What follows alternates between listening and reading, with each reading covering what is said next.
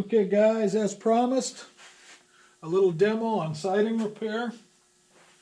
Got a couple of things I want to show you here right out of the gate. Number one would be my piece of siding. Now, the siding that I'm able to harvest off of the front of this camper is corrugated, which you may or may not see. I'll call it knurled. But you know what? Beggars can't be choosy. So I'm going to use it, and I'll show you how. There's a couple of ways now. When I construct my camper, I put plywood on the outside, which is great if you have to do siding repair. A normal, let's just say you got your camper and you want to repair a piece of the siding. That's a little bit different process than what I've got, so I want to cover both ways in one video. Now what I've already done, as you can see, is I've got, whoops, upside down, I've cut my little piece of plate. I've marked it out on the siding. I've made sure that the lines are reasonably close, okay? I've worked this plate. I've been one with the metal, if you will. Okay, I've worked it to where it's pretty close to the same. Now at this point, you can take a Stanley knife and go around this thing. But quite honestly, I've been doing this so long, I'm going to cheat. I'm going to use my 4-inch grinder for a bunch of it. If you don't have a 4-inch grinder, don't worry about it. If you don't want to mess with a 4-inch grinder, a Stanley knife will cut you every bit as deep as a grinder. But for sake of time and for this video, I'm going to cheat. I'll still do some razor knife, but I'm going to cheat in this situation. So bear with me here. I want to do a reasonably professional job. Protect your eyes. Use your hand as a guide.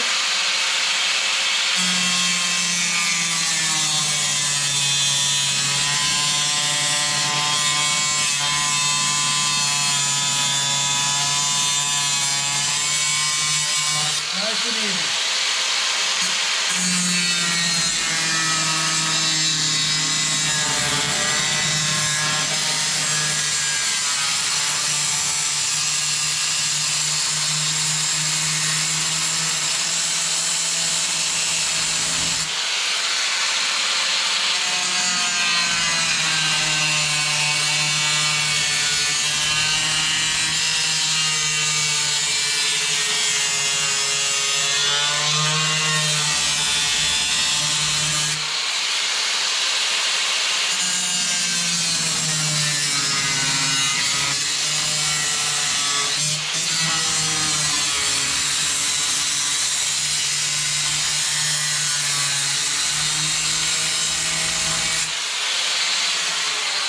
Look at that, no bloodshed.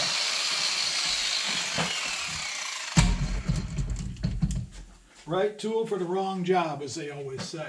Now you can see I don't want to go past my corners with my 4-inch grinder. Mr. Blood Knife here. I'll just work that. Look at that, popped right off. Even a blind squirrel gets a nut once in a while. Try and do it without laying my hand over. This is really nice that the plywood's behind here, because I'll tell you, it gives you some backing where the siding's not going back and forth. It really is just a godsend if you're redoing it. I would suggest not only for stability, but ease of putting it together, assembly, and then just for working on the siding. Look at that. See ya. Now, like I stated before, there's two ways that we can repair the siding. I don't want to attach, even though I have this wood, I don't want to attach the siding to it. I want to make a new skin, okay? Look at that, I didn't quite get it wide enough. Well, we will just trim it out, Johnny on the spot. Anyway, I don't want to attach to here. I want to attach metal to metal. I want a metallurgical, I think is the word that the fancy guys use. That's what I want. Now I can cut this or I can cut this. It's just as easy for me to use Mr. 4-inch grinder for the sake of time. I know you guys just love to see me stammer around and do things 3 or 4 times, so.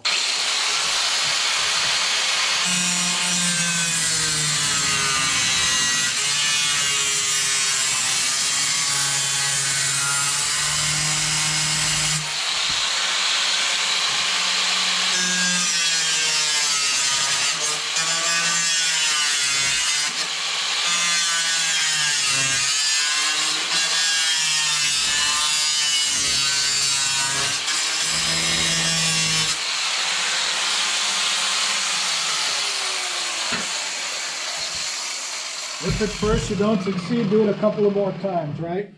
Remember what I always say, this is reality. This isn't the big boys, this is us.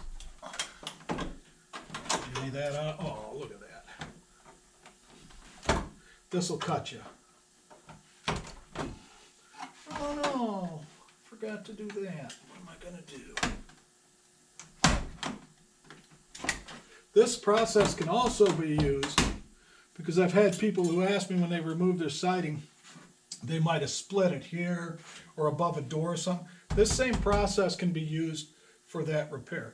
Now I'm going to go two different ways like I told you in the beginning. I've got both the cutout way using my backing. Okay, oh, it fits. Okay, now pretend we don't have backing behind it, okay? Here's another little trick I've learned over the years. And some guys might say, oh, no, well, whatever, that's you, that's not me. I've got my piece of aluminum backing here, and I've just got a screw. Now this is really nice because this is behind it, if your screw stays in. There, just like that. Now I can attach metal to metal, okay? And that's what I'm going to do anyway. Normally when my screw doesn't fall out, like I said, this is real life here, baby. We're living the dream today. Anyway, Dollar says it falls behind there. Nobody? Okay. So in that instance, what I want to do is, this is how you would want to do it if you don't have any backing. Silicone. Okay? Here. And here. Oh, we are almost out. Are we going to do it? Now I'm not going to put this silicone, it's already getting hard, wow, it's cold out. I'm going to put this silicone facing out, so it literally what it's going to do is it's going to glue this aluminum to that aluminum temporarily until we get our, and I'm going to put this in a little better, until we get our, alright, so all this silicone is doing is becoming glued. It's being glued here, here and here. I'm not crazy about this setup because the center of this is out, but it's what I have to go with because it's what I got. Actually, I am going to drop it down a little bit more. I'm trying to stay with these lines. That's what I'm trying to do. I'm trying, you see how I'm going to fill in up to the lines, and I brought this out to a raised line. Now these lines need to match up as best as we can do. So that's why we're using, now Mr. Screw won't come out. Note to self, don't use a self-tapping screw for this. I've already pre-drilled these holes, you can see. Okay. Now I can screw this here, well, actually here, here, here, and it will bring it all together. At this point, we let it set. The silicone dries, it'll pull it all out and together. I'll go ahead and screw it together. And we'll use our two-part metal epoxy to repair it. Now you're going to think, oh, this looks kind of funny because it's got that knurled finish on it and so forth and so on. But you know, for demonstration purposes, it might just be better. Who knows? How's that making the best out of a bad situation? Now these screws are going to come back out, and you might say to me, oh, you're just making more work. Well, if you want to make an omelet, I'm full of them today. Now I do not want to screw out here because it will crush it. What I want to do is try, since I've already got my holes drilled on this one, Mr. Efficient today. Right? Mr. Efficient. Again, I want to stay in the lines. These lines need to match because when I do my final Mr. Compressor, reality TV, when I do my two-part epoxy here. Now here I'm screwing through the aluminum that's on the back side that I just added because I want to pull that. I want to pull that silicone together and make a glue spot in the back. all these holes, look, making all that work, and I don't even need that. This is all going to match up pretty good. I want to be just underneath of it. At this point, once this is all dried and set, I keep these screws in. These screws come out. Okay. I put my epoxy in and fill this in. On this particular instance, I'll go all the way across once I clean it with a wire wheel. And I fill this in, and then I'll show you the finish work on a second video.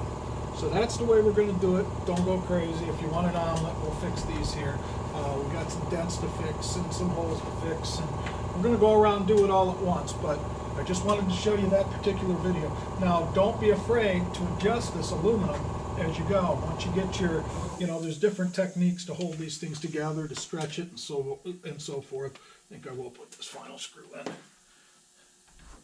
And you kind of use it to position your metal in the right place so you can fill all of the circles in. Anyway, this won't be ready to do until tomorrow, so hopefully see you then. God bless, and I hope this finds you well.